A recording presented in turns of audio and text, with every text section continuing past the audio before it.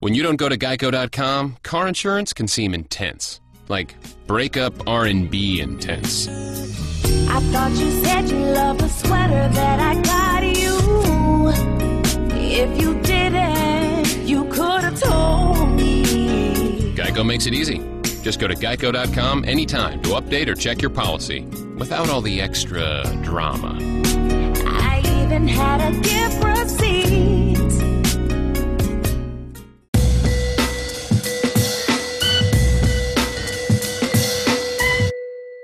Blog Talk Radio.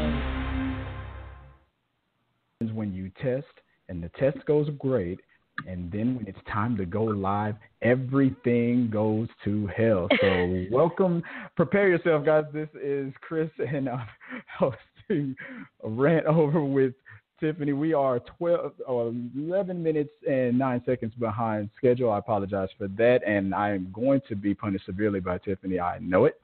And Tiff, how are you? You know, I have a whole new thing that we could rant about right now. I'm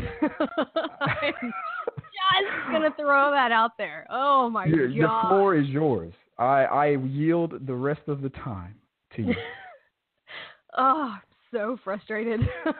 You're frustrated. Hey, look, checking the Facebook feed when your friend says, I can hear somebody on the microphone. I'm trying not to breathe. He's like, I can hear somebody messing with a microphone. I can hear you. I'm just like, I know you're there, Chris. Entertain me. I'm like, but hey, you know what? I'm happy that Goose is listening and anybody else, because, oh my gosh, seriously? Hey, I sent a lot of direct text messages, emails out with the phone number, with the link, and now I'm not, you know what? I regret nothing. That's me, flaws and everything. I take full responsibility. I humble myself before you and beg your forgiveness. And then in 5 minutes, I'll forget me or all the listeners? Anyone who's willing to forgive me. I'm that humble. That's how awesome I am, because I'm that humble. I mean, hey, that's a good thing. We all need to be. Well, humble. You know what? Here's the good thing about it. That first 10 minutes was scheduled for the hot topic. So, I mean, we can just brush through that now. Hot topics. We have a new president-elect, Donald J. Trump. People are happy. People are upset. And let's move on to what do you have anything to say about it? The world is freaking out one way or another. Holy crap.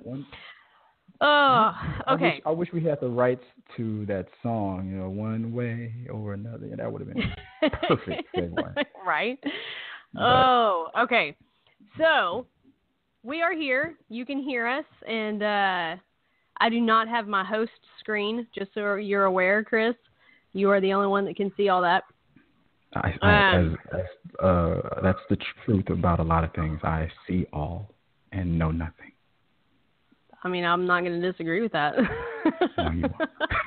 And I knew that. But so tonight we decided that we would keep it somewhat simple, and instead of having, like an all-out, let's just rant and gripe and complain about whatever. Even though we love to Chris do that. Do what? Even though we love doing that. Right, that's a fact. Chris has so kindly allowed me to be the topic of conversation. And I don't say that with an ego or anything, but I wrote a book. It's called From Ashes to Beauty, God's Way. And it came out of the darkest time of my entire life. And for those who know me, know I've actually been through a lot.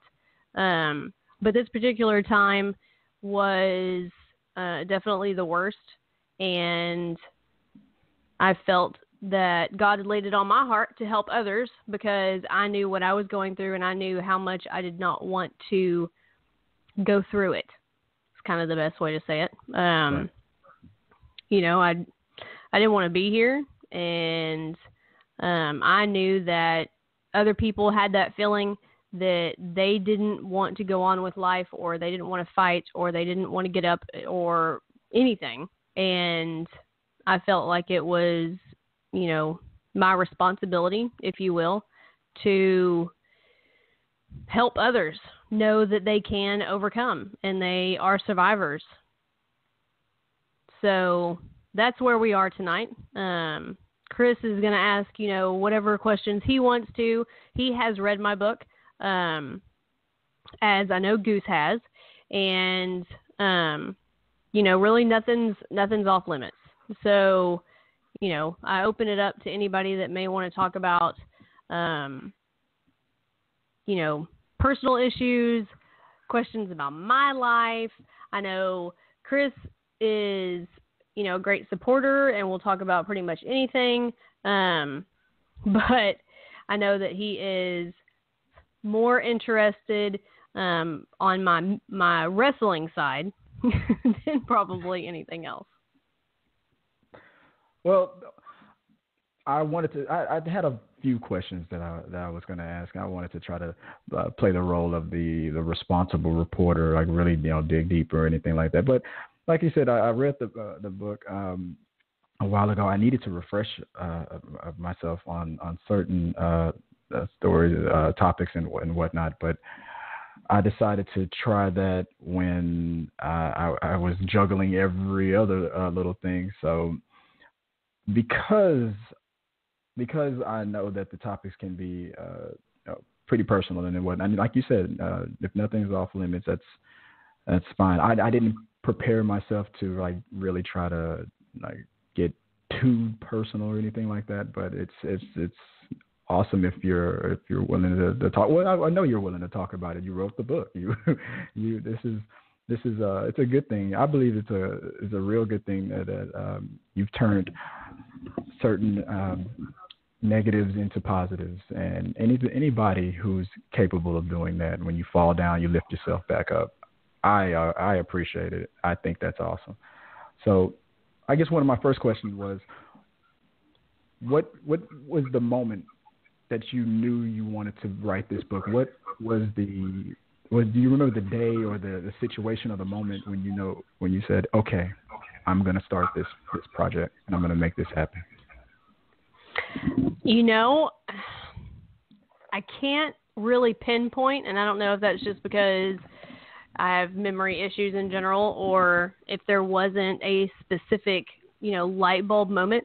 I know that the title of the book came to me before anything else.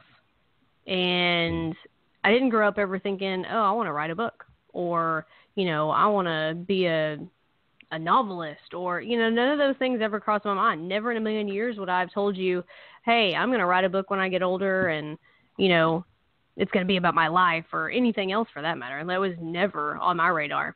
And, I was struggling. I mean, there's no way around it. A little bit of backstory for anybody that doesn't know. Within 3 days, my husband at the time said he wanted a divorce, and my father, who was my absolute world, passed away unexpectedly. And I had always told, my closest of friends, if anything ever happens to my dad, I'm done. Like, just count me out. It's over. I won't survive, because he was my best friend. He was my everything. And to lose him, which was my greatest fear, 2.5, 3 days after, my husband at the time, said out of the blue that in a very calm and eerie voice, we're done. I want a divorce.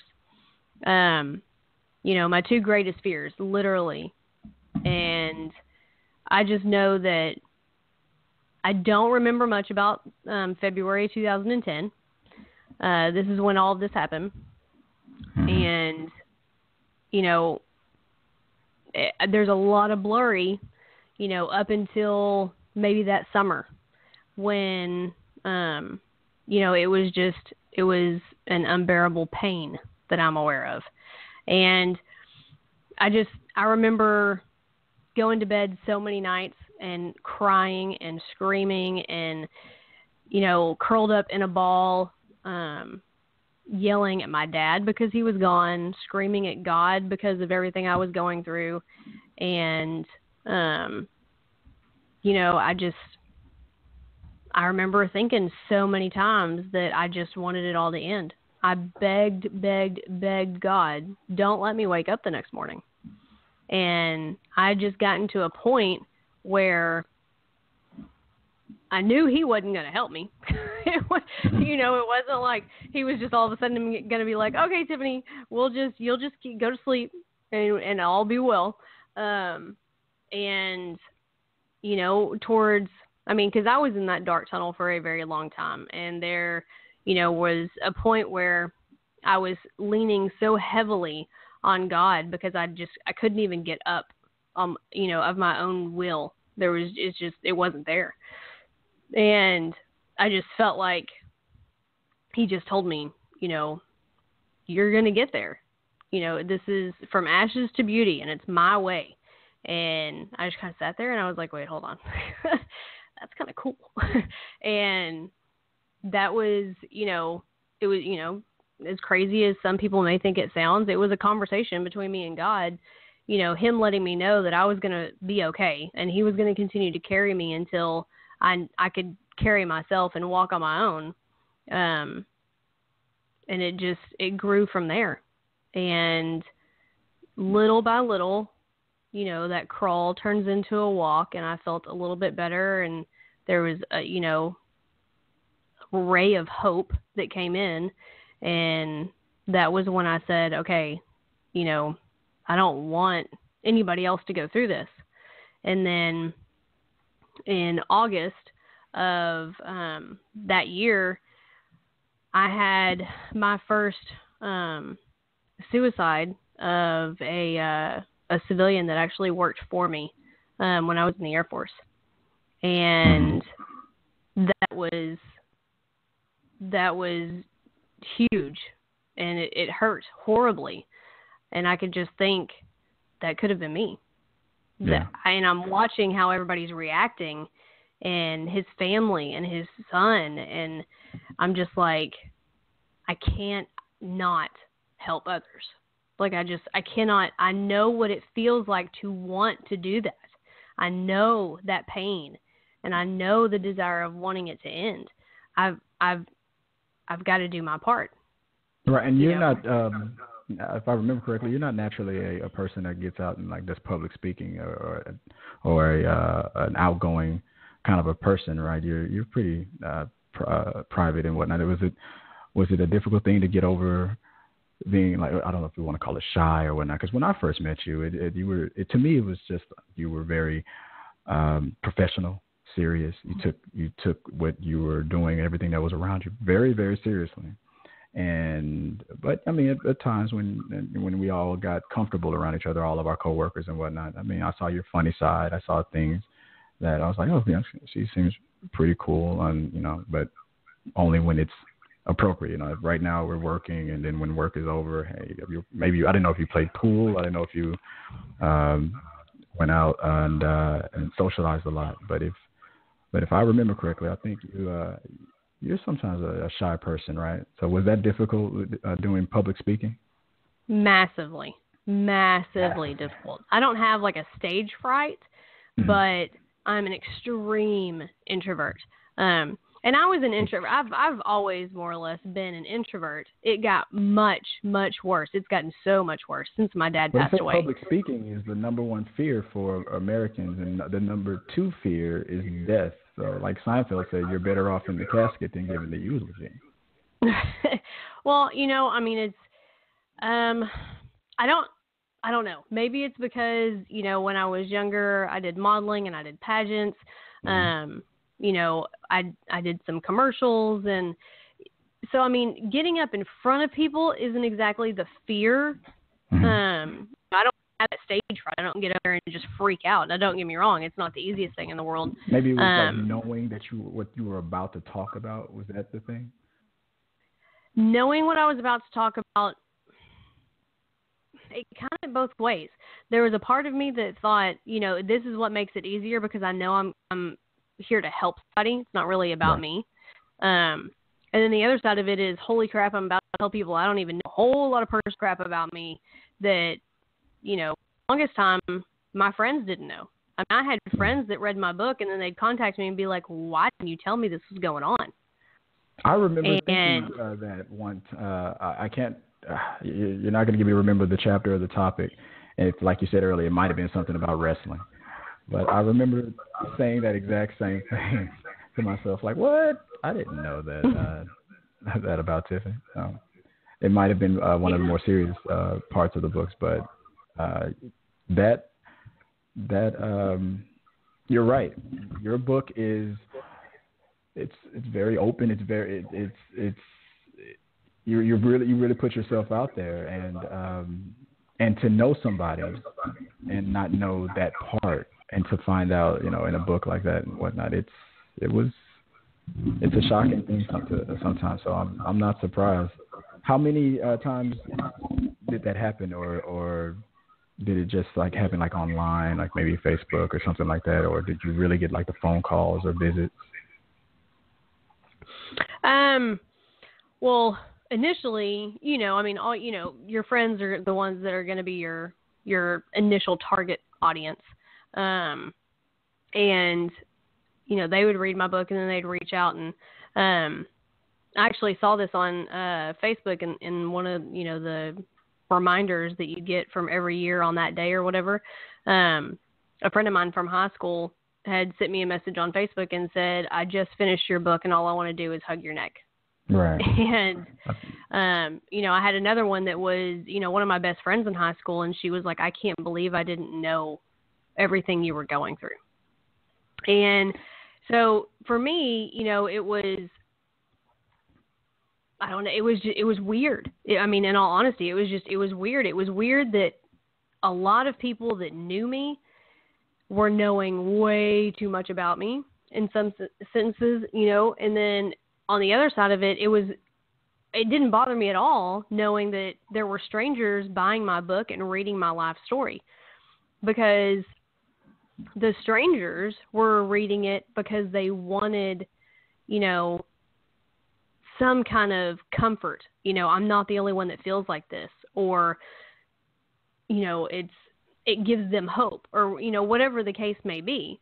And that was fine for me. And then occasionally I'd get, people reaching out on, Facebook and my blog and stuff like that. And they'd be like, thank you so much for sharing. I've had this secret for 30 years. And, I there was no way I was ever going to tell anybody. And then, it just kind of went from there. And my hometown, I think, was the first one to reach out, and asked me to do a speaking engagement for a book club. And the crazy thing to me was it was 2 years in advance. And I even told the woman, I was like, I don't know if I'm going to be alive in 2 years. How can I say that I'm going to do this? Like, I may be dead tomorrow. And she was like, how can you say that? And I was like, I don't know. 2 years seems a long way away. That was 2 years down the line? Yeah. And I was just like, what? And then, after that, it was Grace After Fire, which is for women in the military, helping them in multiple different ways. And, it's not easy. I would love to go out and do engagements. I'd love, and not in the sense of going out and signing books. I want to sign books, but I don't want to just go out and be like, oh, here's a book signing. Let me read a page here and sign some books. Those are great, but I actually enjoy getting speaking. I enjoy the aftermath of having that person come up to me and say, thank you, because you have how much you just tell me for whatever reason. Right. If it's the fact that, they lost a loved one and they haven't dealt with it very well, or if it's the fact that they have been abused and they never admitted it to anyone. I'm very open in my book about all the abuse I've been through. Right. When you open my book, the first chapter is me being sexually molested as a child. It in detail. And, it's like you said, it's very raw and it's very honest. I don't, I didn't, when I set out to write the book, it wasn't, ooh, look at me, I'm special. It was, if I'm going to do this, then I can't be comfortable, because it takes somebody stepping out of their comfort zone to be able to help other people. Did you find that therapeutic? Did you find putting it on paper, reading it back to yourself, making it tangible? Did you find that, like, did it help at all? It had its moments. I can remember sitting in my office when I was in the Air Force, and I was writing about whatever at this particular time. I think it was one of the times I was assaulted, and I was just in tears. Like, I got up and I closed my door because I was crying so hard I could hardly breathe. I had to stop typing because I couldn't see the monitor in front of my face. So I mean, there were moments, but even now, I've tried to sit down and read my book, and I can't force myself to make it all the way through, because reliving those things is still so difficult for me and very raw. You think you're past things, but when you start reading the details of some of these things, you're like, oh my gosh, I hadn't thought about that in months, or I haven't thought about that in years. It takes you back, yeah. Yeah, and it hurts. And there were some of the things that I was writing about in my book, especially dealing with my abuse and my molestation when I was in second grade, that I thought I had dealt with because it had been so many years. But the reality is that I had more or less just, okay, this is what happened to me, move on, instead of actually processing and allowing myself to feel all of those emotions, because nobody wants to feel that. I mean, it hurts, Right. But still have people. I haven't written on my blog in years, which I thought that I'd really do well with that. But I wrote a lot of them. I just haven't written any more in a long time. And I still have people Google it, and then they'll email me and reach out and be like, thank you. I'm not the only one having these issues. But on a daily basis, you're still blogging. Go ahead. You're still writing things out, like on Facebook. That's microblogging.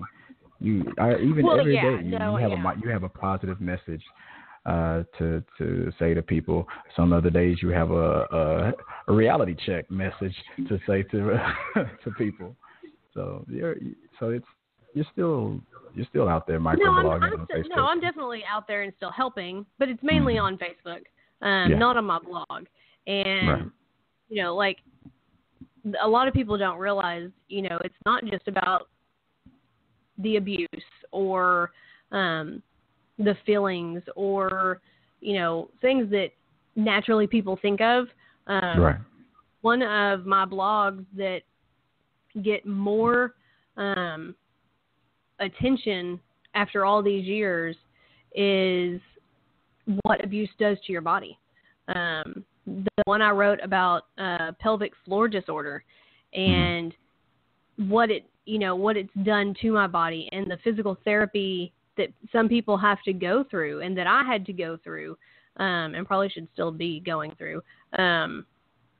These are things that are never discussed, ever. I've never seen anybody discuss any of this on most people are mostly only focused on the mental part of it, and then you're right.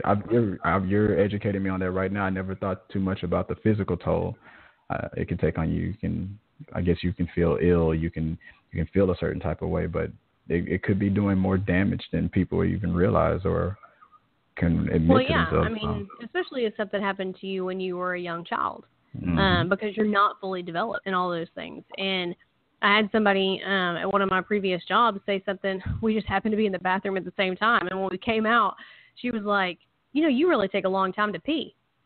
And I just looked at her like, first of all, did you really just say that? Did you really just sit in the stall next to me in time? Right? And I'm like, what just happened? And we're here talking on Rant Over show with Tiffany Castleberry about her book. And we're now at the bathroom segment. Right. So this was in the Air Force when this happened? No. This was at Cheesecake Factory actually, but it was funny because we walk out of the bathroom and we hadn't opened the restaurant that morning. This was early before we opened, and she says this and I'm kind of I take a step back because I can't believe that she actually just said that to me, because she has no idea what she's about to be told, because. Right.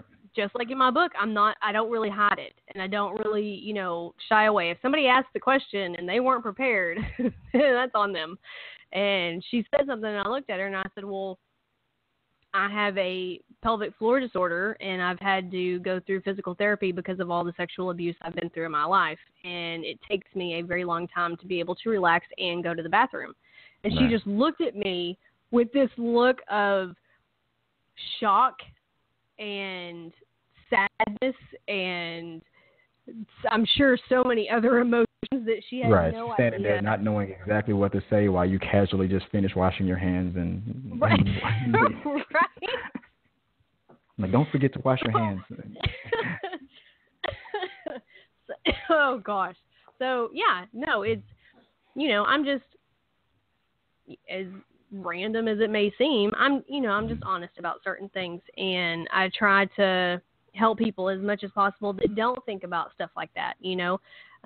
Like I said, I've never seen an episode of a show, be it Law and Order SVU that does all this stuff.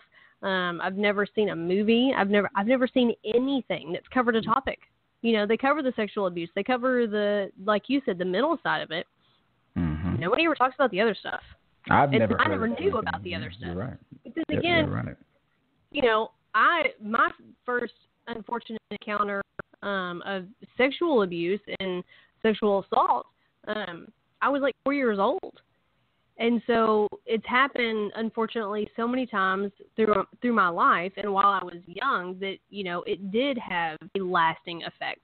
But the other side of that is it's not like, unless, hey, if somebody wants to call in and tell me I'm wrong, please call in and tell me. But when I was growing up, my mom didn't say, you sit down on the toilet, it takes you, 2 seconds to start peeing, you pee, you wipe, you get up, and, you know what I'm saying? Like, those are not conversations. Like, maybe some parents did go into that kind of detail. So I didn't know that there was a problem until later on, while I was in the military. I was having serious urinary issues and had to go and see a urologist and all those things. And that's how it ended up stemming back to everything that I'd been through, and him saying, you need to go to a physical therapist. And I looked at him and I said, hold on, what? My leg's not broken. What do you mean a physical therapist? How am I going to do rehab on this? And that's the other part of one of my blogs, is discussing that kind of rehab, that talk about personal. The first couple of times, the woman was great. She really was. Her name was Molly, and I'll probably remember her, assuming my memory doesn't hurt me, for the rest of my life. But the amount of times that, I'm tearing up and I'm crying and I'm trying really, really hard to do what I need to do. Those are things people don't talk about. Yeah, the only time that I can think of, when you say you don't see these things on TV, you don't see it on a movie. There's one movie, because I'm a buff for these things. There's one movie I can think of, but even in that situation, it wasn't because of like the scenario that the situation that you're telling us about. In that movie, it could have been because, and it was a man, it could have been because that's the condition he was born to, and it was just something that he thought that he had to live with for the rest of his life.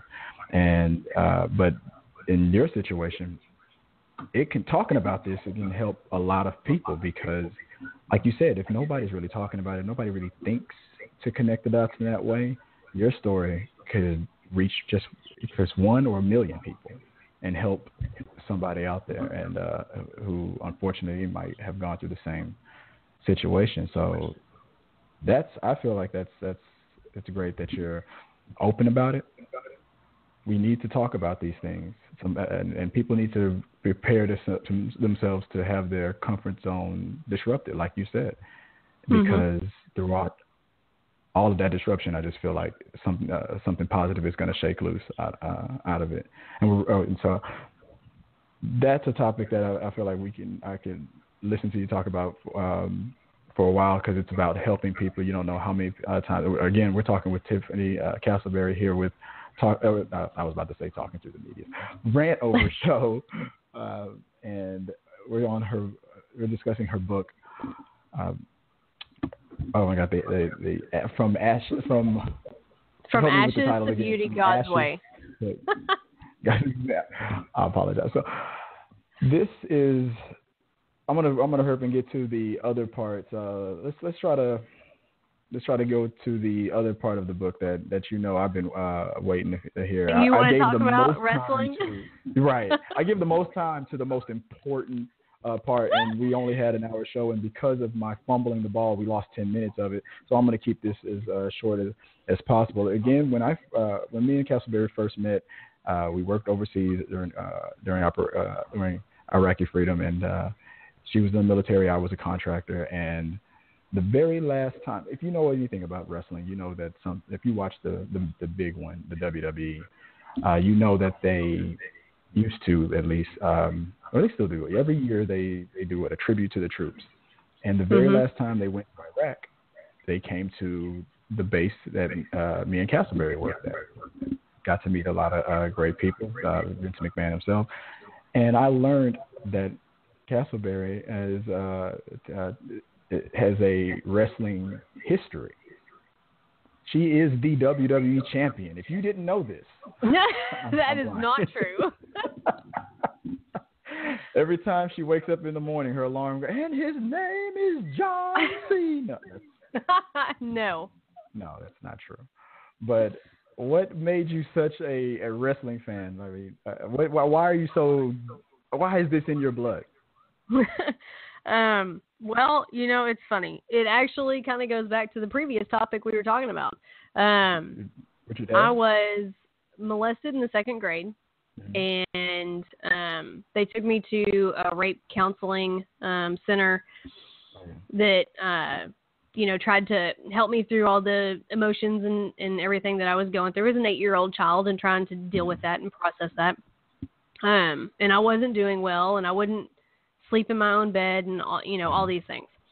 So, we're trying all these things, and my mom just finally, figures out about wrestling or something in Dallas, at the world famous Sportatorium, and decides that she's just going to take me there. So it wasn't your father that introduced you to wrestling; it was your mom. Yeah, it was my mom. I have a very funny story after this, but go ahead. So you go to this event, and is that it? Was that you see it live, and that was it? You were hooked. I don't remember the first time. I don't know if I was hooked the first time. But you went to go again. But I mean, I was interested. I was like, hey, this is kind of cool. Hey, those guys aren't wearing shirts. Let's go. Right. I was 8 years old. I didn't care about that. I mean, don't get me wrong. Yeah, no. They were attractive, but no, I mean, it's, and we went every, and then it would grow. It went from every Friday night to every Friday night and Saturday morning when they had it on Saturday morning. And then my mom got to become friends with some of the wrestlers, which in turn obviously meant that I was going to be friends. And then it became a family. And, right. They helped me in a time which they were unaware of. I was just this little girl that they liked, and they took me under their wing and, loved me like a little sister for the most part, and protected me and, kept me safe when I needed to be safe, because there were certain events and stuff that happened that, it was more than wrestling at that point. It was, there was great entertainment and there was fun, and I was heavily involved on that side of it. And, I'd scream and yell at some of the same people that I'd go back and hug their necks in the locker room. And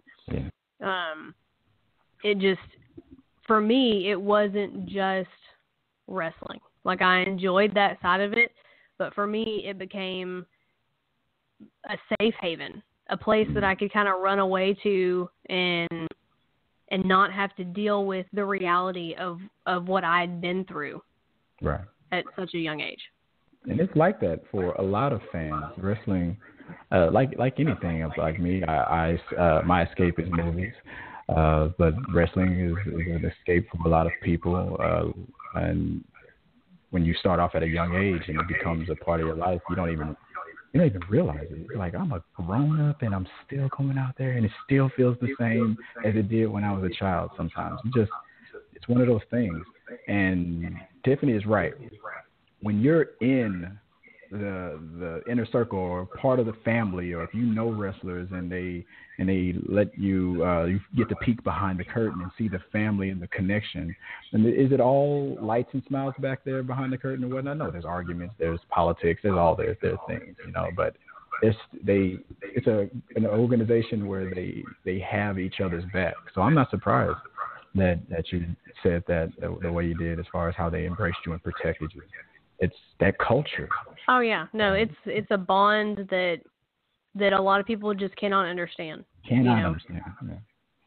Yeah. It's amazing. That's I wish we had the rest of the hour, but no. I wanted to give just a little bit of that. Me and Tiffany do have that in common. Every now and then we might rant about the most important topics that's probably going on in the world. I might be in the middle of a tornado where I live, and then I'll still take the time to break into that Undertaker match or that with Shawn Michaels. I don't care. I love wrestling that much. So it's my mom. It's a beautiful thing, and it affects everybody differently. That's the thing that a lot of people just want to talk crap and it's fake and this, that, and the other. You know what? Look, last time I checked, the TV show that you watch on Thursday night or Friday night or Monday night or whichever night you watch, be it Grey's Anatomy or Law and Order or NCIS, last time I checked, none of those are real, sweetheart.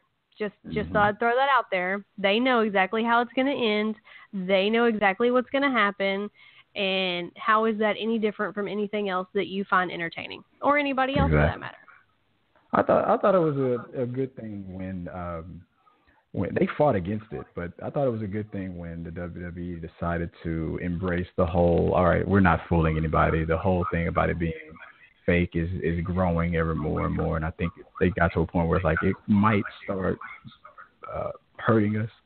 So let's embrace it. And then when they did that, it didn't change anything. I think it grew even faster when it was like, we're not insulting people's intelligence anymore. Not only that, even today with social media, wrestling is they're letting you peek behind the curtain, learn more about who these people are, and you're embracing their characters sometimes, but at the same time you're still getting to know them more on a more personal level. You're learning about how the business works and things like that, and more people. It's getting even more popular.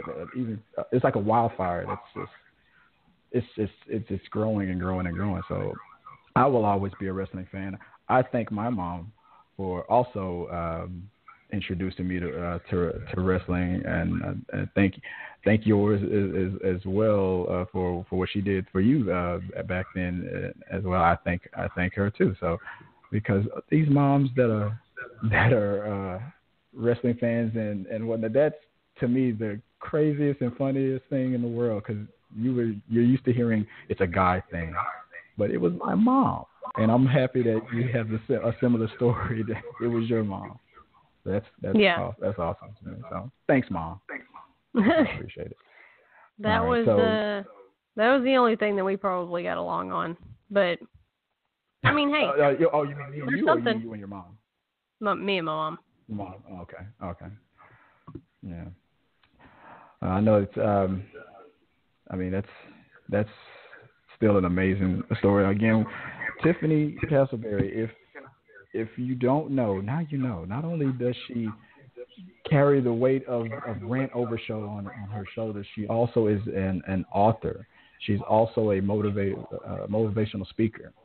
And she does not like it when you're late, because you will never hear the end of it.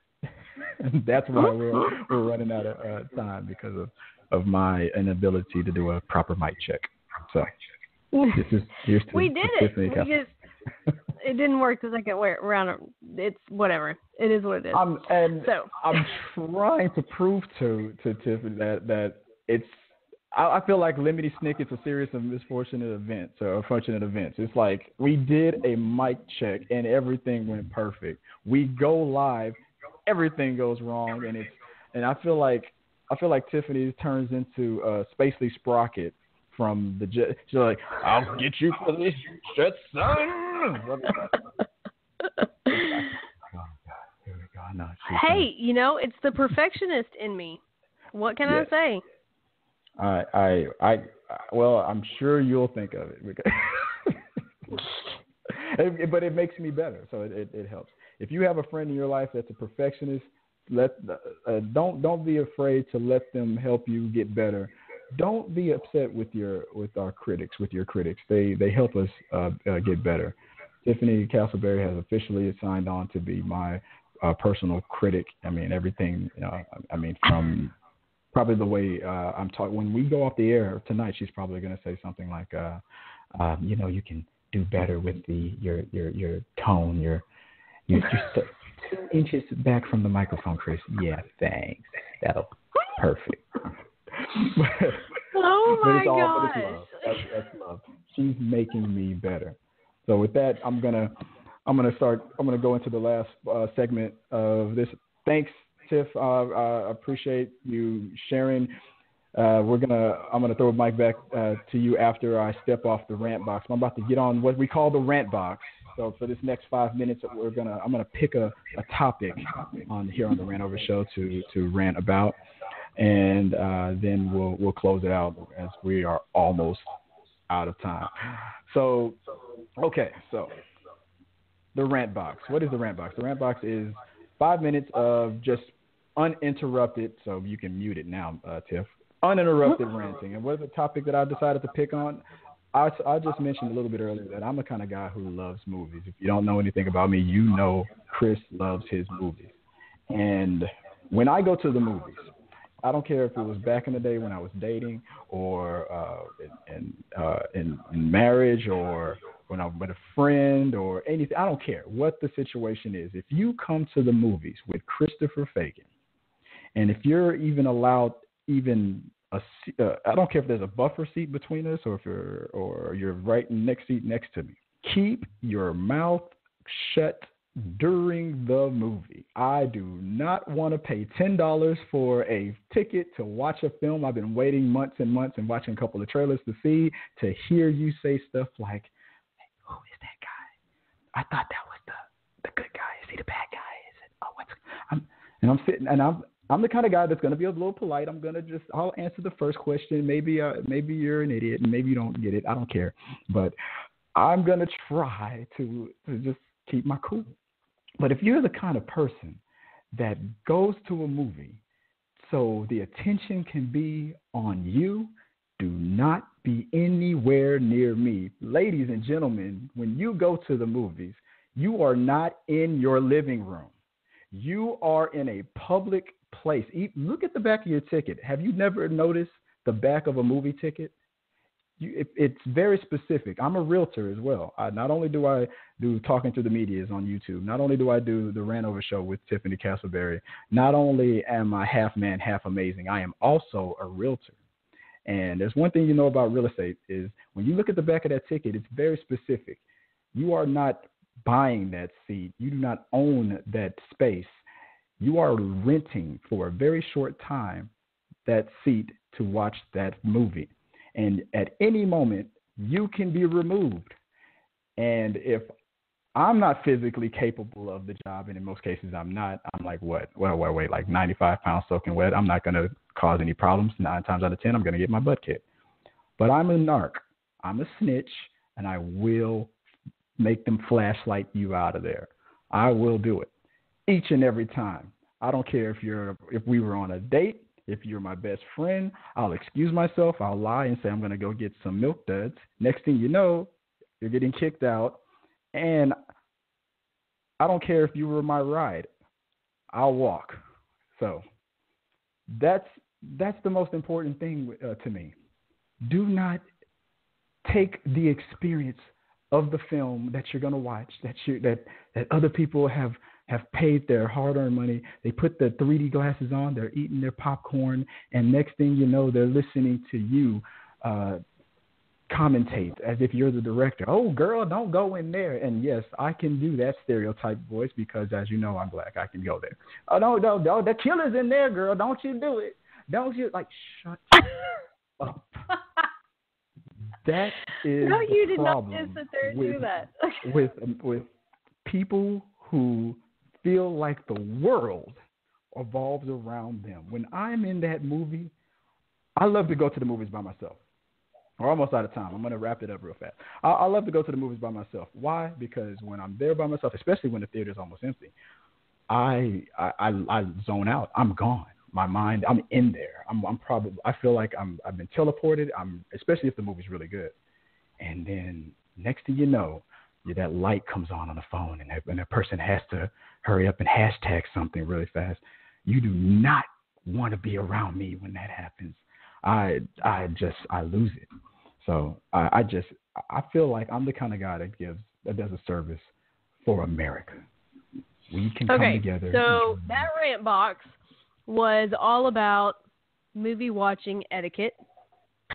Movie watching etiquette. Thank you. I'm glad. You know what? Thank you for stopping me, because I probably would have went over. We're almost out of time. You're right. Movie watching etiquette. Yes, that was my rant box. I am protecting you from being hurt if you ever go to the movies with me. Keep it quiet. So that's my rant. That was my rant. I just have to get that off my chest. I feel a lot better. Do you feel better? You. Yes. I do. Oh, my goodness. Okay. And with that, we're out of time. I'm gonna let Tiffany close it out. But for me, I'm Chris. You can find me on YouTube with Talking Through the Medias. I do my stupid little movie reviews. I like talking about like entertainment stuff. You can also find me on Twitter at the Chris Fagan. You can also find me at T3 Medias. If you want to buy or sell a house, you can also find me there. I'm a realtor. So, yeah. If for everybody who's moving to Canada because of the results of the election, let me sell your house. And, Tiffany, I'll let you close it. Where can they find you? Oh, my goodness. Okay. Well, I just want to say thank you to anybody and everybody that has chosen to listen to us live and or is listening to the recording right now. And, yes, this was a little milder. It wasn't as rant-filled, if you will, as maybe our conversation about relationships and our little conversation about the election, which we ran with an hour easily on that one. But like I said, my whole intention is to help people. And if that means that I need to talk about things that are uncomfortable for me because it's personal, or uncomfortable for you because you're not used to it or whatever, then, hey, that's okay, because the whole goal is to help others. And that's what we need to do as a nation to get better and to lessen this divide. We need to love one another and help one another and learn how to embrace everybody as we are, whether we agree with everything or we don't. It is what it is. But this is Rant Over, and Chris and I are going to have tons of fun over however many weeks and months that we do this, and if it continues to do well, then, we'll still run with it. There's always something that somebody wants to rant about, right? Right. So that is our plan. That is what we are going to do. I do truly appreciate anybody and everybody that listened. Thank you so much. Tell your friends, and always feel comfortable to give us a call. We welcome anybody. We're still waiting for our first caller. It will happen. Until then, Rant over. When you don't go to Geico.com, car insurance can seem intense. Like breakup R&B intense. I thought you said you loved the sweater that I got you. If you didn't, you could have told me. Geico Geico makes it easy. Just go to geico.com anytime to update or check your policy without all the extra drama. I even had a gift